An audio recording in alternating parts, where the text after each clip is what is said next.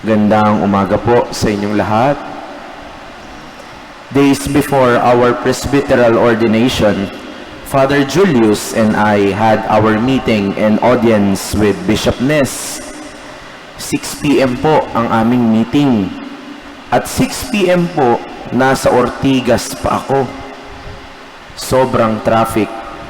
Tumawag at nagchat-chat na si Father Julius sa akin, pero sabi ko, saglit lang. Talagang sobrang traffic. Pakisabi kay Bishop na pasensya na talaga. Ininaan ko po ang aircon sa sasakyan dahil ako po ay pinapawisan na ng malamig. Gusto ko pong i-drive ng mabilis, pero ipit na ipit talaga ang mga sasakyan. Alam ko po palaging madaming schedule si Bishop at siguro pagod na din siya nung gabing iyon. Dumating po ako sa Bishop's house ng 7:20 p.m. Dapat 6 p.m. ang meeting. Yukong-yuko ako pagpasok at hiyang-hiya. For ordination meeting po yon. Tapos late agad ako. In my mind, sabi ko, bad shot ako kay Bishop nito. Pinag-intay ko ng lagpas 1 oras.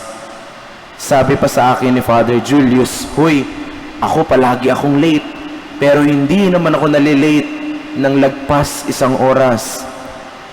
Pagkakita ko po kay Bishop, nagmano ako at guilty na nagsabi, "Bishop, sorry po talaga, nalate ako ng matagal. Galing pa po kasi akong meeting sa Makati, sobrang traffic, bla bla bla." Hindi pa po ako tapos magsalita, mahinahong sinabi ni Bishop. Sabi niya, "No, traffic yan eh. Hindi yan maiiwasan. Wala tayong magagawa dyan. Kumain ka na ba? Mag-dinner ka muna. Tsaka tayo magsisimula." Nakasmile pa niyang sinabi sa akin yon. Dear friends, have you ever been guilty of something because of what you've done? This might be the feeling also of Hero the Tetrarch in our gospel today. Tinanong niya, "Who is this about whom I hear such things? Another prophet? Another John the Baptist?" And maybe Herod was agitated because he still had his guilty conscience for beheading John the Baptist. Alam niya po kasing mali yung kanyang ginawa. Inosente si John the Baptist at walang ginagawang masama.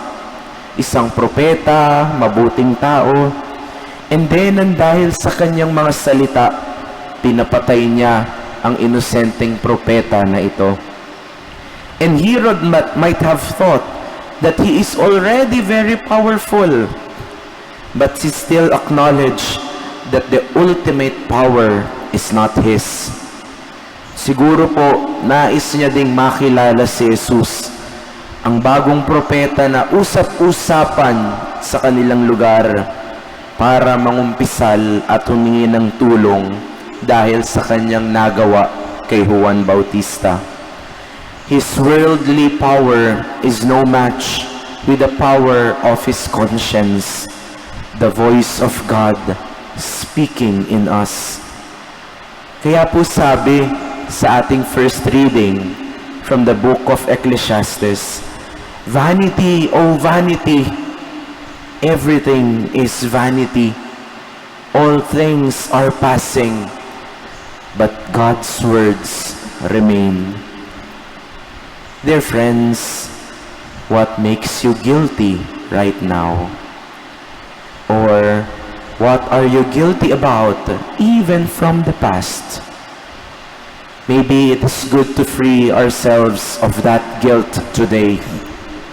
Because maybe God is like the bishop as well in my story. Even before we ask for apology, He already forgave us with a smile.